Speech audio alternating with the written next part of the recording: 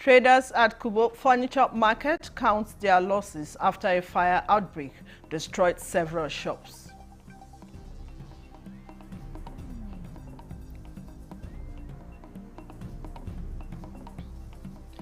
Environmental Health Council of Nigeria raises alarm on rising diseases from greenhouse gas emissions.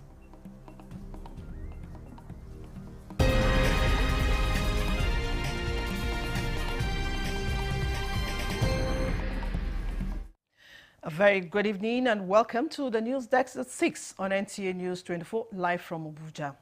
I am Vivian Izadifi. Motorists nationwide are set to benefit from improved high-quality road infrastructure, a development expected to boost economic activities and enhance national prosperity. Usman Zubairu reports that this assurance was reiterated during a national media tour organized by the Federal Ministry of Works to assess the progress of ongoing road projects across the Northwest region. The national media tour cutting across the 6 geopolitical zones is aimed at showcasing and evaluating ongoing federal road projects while highlighting achievements under President Bola Ahmed Tinubu's renewable agenda. The inspection focused on the commissioning of emergency intervention roads as well as engagement with the media, engineers and local stakeholders. During the tour, the team visited Section 2 of the Abuja-Kaduna-Kano Expressway, an ongoing project funded through direct tax intervention. Work on the section is progressing steadily and is expected to be completed by the end of 2026. They have tried their best. They want to make the road active for us. So we thank God for government as they remember the road for us for now. We want to appreciate this effort along Abuja Kaduna. I can assure you in the next 1 year or two, that will be a thing of the past. Other projects inspected include construction of the Kaduna Western Bypass toll carriageway, which has reached 28% completion. The completed 4.5-kilometer Tapansani Road in Makafi local government area, the construction of the Busasa-Jos Road via Turunku, and the dualization of the Zaria-Funtua-Gusau-Sokoto Road section, one among key federal roads. Thank His Excellency President Bola Ahmed Tinubu, as well as the Minister of Works Engineer Dave Uweze for the wonderful job they are doing in Northwest. We've never had this much. And this is a government that is so determined to make sure that you connect the whole country. The use of reinforced concrete, he said, to ensure durability and cost effectiveness, assuring that all ongoing projects will stand the test of time. The team is expected to inspect additional federal roads projects across the region. Usman Zubairu, NTA News. Traders at the Kubo Furniture Market in the Federal Capital Territory are counting their losses after a fire outbreak which destroyed several shops. Hakimat Aliu reports from the scene of the incident, which has drawn sympathy visits. The incident was said to have occurred in the early hours of Sunday morning, destroying wooden furniture, tools and other valuable items at the Kubo Furniture Market. Around 8 a.m., we were called that fire incident occurred in this market, which we don't even know the cause of it. We cannot immediately now quantify the loss here because the loss is much. There are some of our colleagues whose shops are burned that they are not even around now. There's a lot of money damages, machines, equipment, and a lot of property that are damaged. If not because of the response from the fire service fighter, this matter will have been more devastating more than what you see here. Although no life was lost, many traders say they have lost their only means of livelihood to the inferno. At the time of the visit, traders and security operatives were seen preventing scavengers from cutting away remaining items, including iron materials and zinc. The cause of the fire is still unknown. Let also all the markets in FCT, even in all Nigeria, let them have fire trucks. This is not the first time such an incident is happening in the market. A similar fire outbreak was recorded last year, which also destroyed several shops and property. The incident has left many traders worried about their future, which calls on government and relevant authorities to come to their aid. In Abuja, Hakimat Ali, NTA News. Yobe State government's drive for a sound economy in the post-insurgency era triggered the construction of 9 modern markets to boost growth, create jobs, and increase revenue. 3 out of these markets are already operational, while the others are on the way. Yunusa Suleiman reports. After 34 years since the creation of Yobe State, the economy had not grown much due to the poor, unfriendly, and unattractive business environment. The markets were still operating in makeshift structures prone to fire disasters, which previously hindered trade and economic progress. Therefore, the need to create a conducive environment for viable commerce and trade to stimulate economic growth cannot be overemphasized. This explains the bold step taken by the Buni administration to construct 9 multi-billion naira modern markets across the state. This is a practical example of the ultra-modern markets, and we have 412 shops. We have 192 stalls and 12 warehouses, large enough to accommodate about 12 trucks. So these are the markets that His Excellency has built to expand economic activities across Yobe. But it's a very huge market with a lot of shops and so on. Similarly, the construction of a 500-capacity mega truck transit park in Potoskum is another notable project, expected to provide 5,000 direct jobs to citizens of the state. Here, Potoskum, we have potentials in business, so we are going to explore them, inshallah. According to state officials, the projects will translate to increased revenue and personal income for locals, thereby driving economic growth in the state.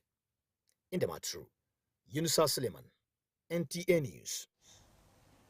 The presidency of Bola Ahmed Tinubu is working to ensure the smooth conduct of a national census that will be credible and acceptable.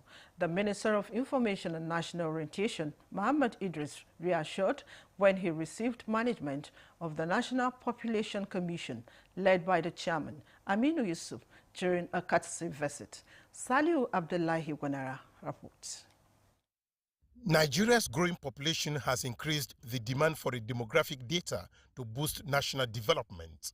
This interaction is keeping the dream for another census alive, as the government spokesman assured that the ministry he's supervising will remain worthy and committed to the task of propagating government activities, including the conduct of a transparent census.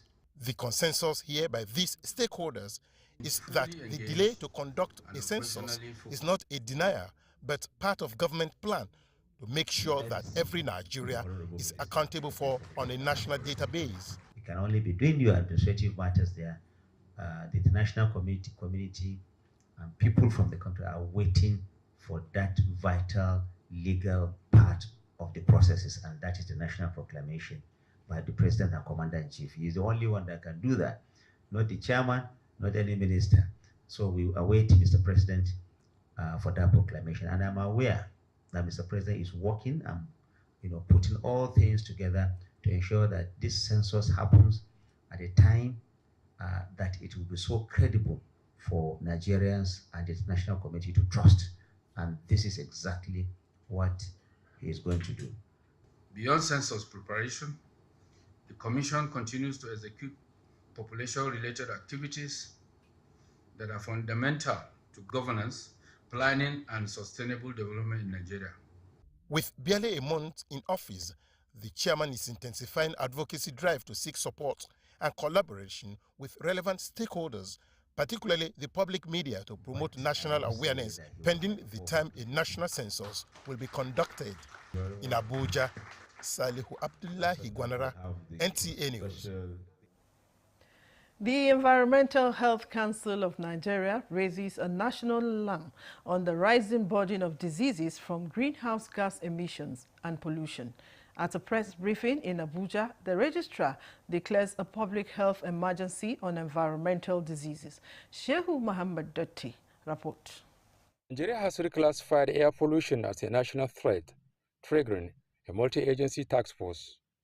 Rising preventable death healthcare costs, and loss of productivity drove this move. Our failure to act decisively now will place an unbearable burden on our healthcare system and compromise our national development.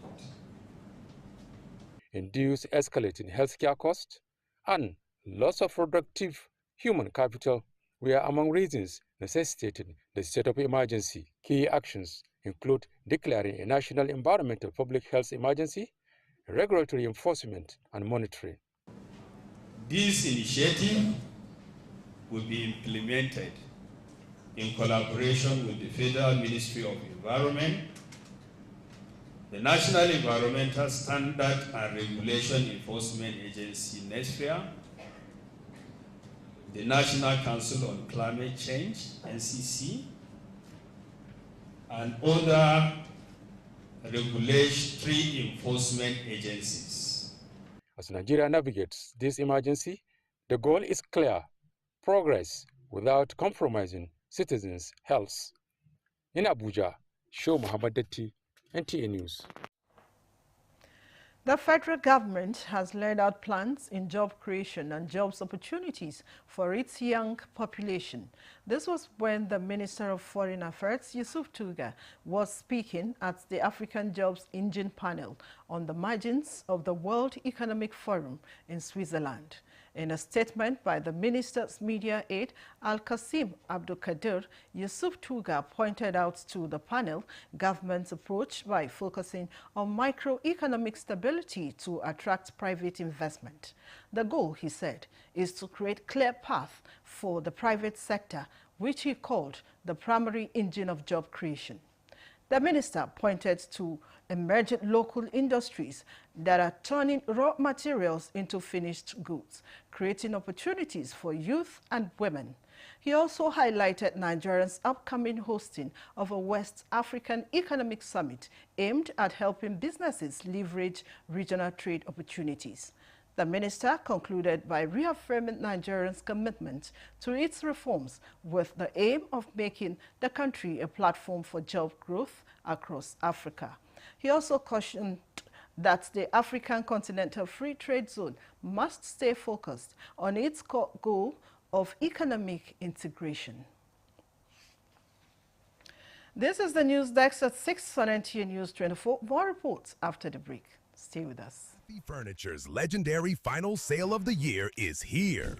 This festive season, enjoy extra savings on luxury and comfortable sofa sets, modern and functional dining sets, sophisticated and smart bed sets, and our royal collections, classy, premium, and truly exclusive. Shop 10 million Naira and receive a complimentary Daisy tea set. Spend 15 million and take home a 65-inch smart TV. Go higher at 20 million and experience unmatched comfort with our exclusive massage chair. Visit our showrooms in Abuja, Lagos, Kano, and Enugu, or shop online. It's big, it's bold, it's unforgettable. It's Baffy Furniture's legendary final sale of the year. Feel the power of precision, engineered to perfection. Every component is crafted with care, and each design is meticulously tested.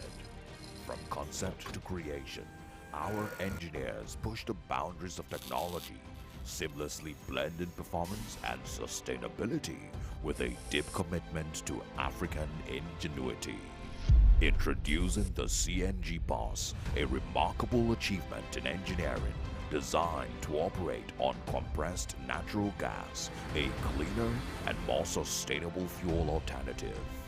At Innocent Vehicles, we proudly lead the way in creating greener mobility across Africa. And it doesn't stop there. From SUVs to sedans, spacious buses to electric cars, Innocent offers a wide range of models designed to meet every need. Innocent Vehicle, the pride of African roads. This is NTA News 24. Glad to have you back. The Bureau of Public Procurement, BPP, has announced the shortlisted candidates for the 2025 Batch B Mandatory Continuous Public Procurement Capacity Development Training Program. The announcement was issued by the Director General and Chief Executive Officer of the Bureau, Dr. Adebowale Adedokun, as part of ongoing efforts to strengthen professionalism and capacity in public procurement practice across the country. The training program is scheduled to take place at the Petroleum Technology Development Fund's Skills Development Center, Port Harcourt, from Sunday, January 25 to Saturday, February 14, 2026. The program is designed to enhance participants' technical competence and deepen their understanding of best practices in public procurement. Shortlisted participants are required to complete their registration through the designated link displayed on the screen and ensure that all pre-training assignments are completed and submitted on or before January 23, 2026. In addition, participants must come along with their medical fitness certificates and other relevant documents for verification during the program. For further information or clarification, participants are advised to contact the Bureau via email at mcppcdtp@bpp.gov.ng or info@bpp.gov.ng. President Tinubu has reached out to the FCT community with a donation of 1,200 bags of 25 kg rice through the Renewed Hope Ambassador FCT. This gesture, the FCT representative Abdullahi Adamu Gandido says, demonstrates leadership commitments that cares for the less privileged. Hawa Gimba reports on the distribution of the items to the 6 area councils. The distribution of the 1,200 bags of 25 kg rice cuts across the 6 area councils of the Federal Capital Territory, with beneficiaries drawn from vulnerable households and community groups. FCT Coordinator, Renewed Hope Ambassador Abdullahi Adamu Kandidu says the intervention aligns with President Bola Ahmed Tinubu's Renewed Hope agenda aimed at easing the economic burden on Nigerians, especially the less privileged. Kindness of Mr. President, the Renewed Hope Ambassadors project across the country, inclusive of FCT, was honored to receive 1,200 bags of 25 kg from Mr. President. Of course, to, in the spirit of this season, to appreciate the citizens of this country for their support and for their prayer. And in his usual kindness, he decided that let Nigerians, particularly those of the less privileged in the society. Coordinators from the 6 area councils were on ground to appreciate the president for this gesture to the grassroots. I am duty-bound to ensure that it gets to them, however little it is.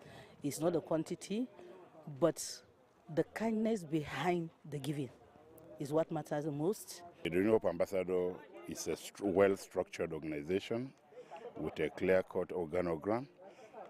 Before the arrival of this palliative, individuals have been earmarked with names well written out, given to the coordinators. Beneficiaries also commended the gesture, describing it as timely and impactful, while calling for sustained support to grassroots communities. Hawa Gimba, NTA News.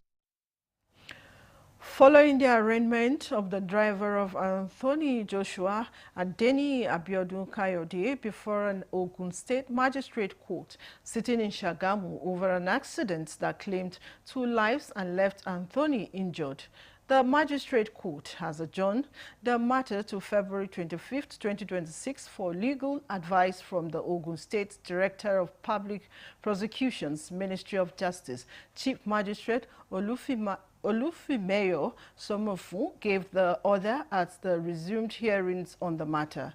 Yemi Dalemo completes the report.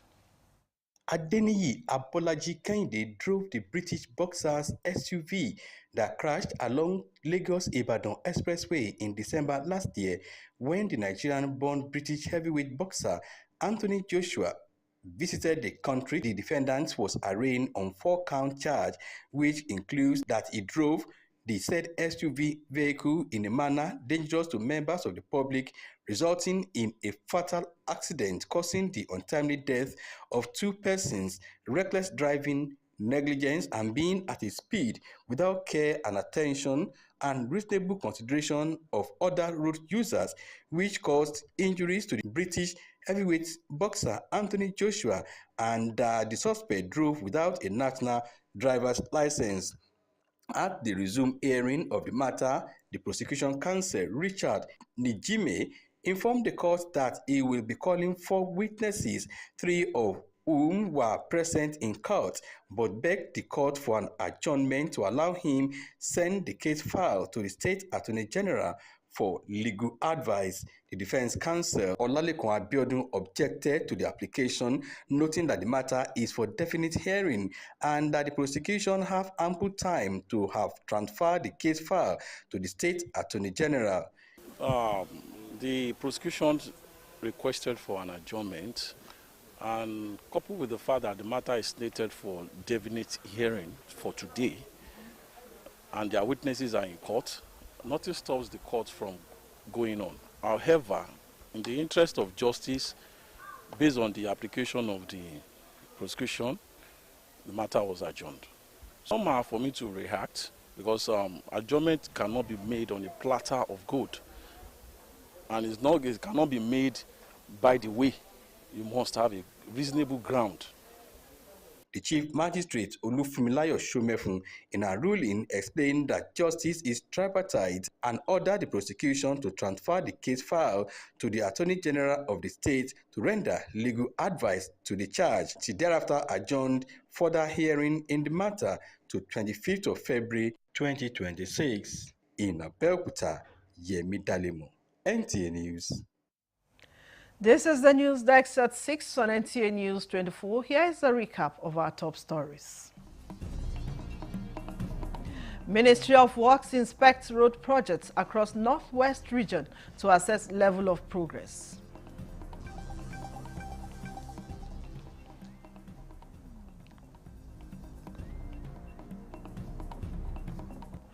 Traders at Kubo Furniture Markets count their losses after a fire outbreak destroyed several shops.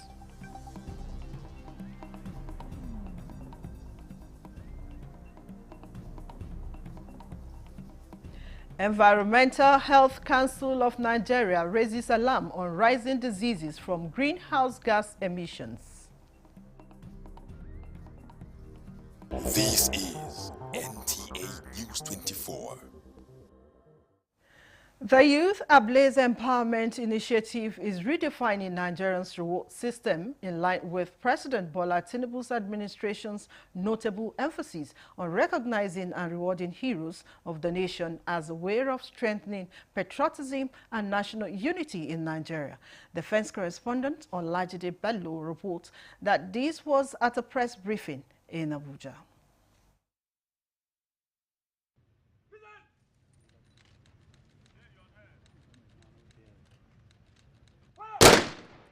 Just as the last wreath was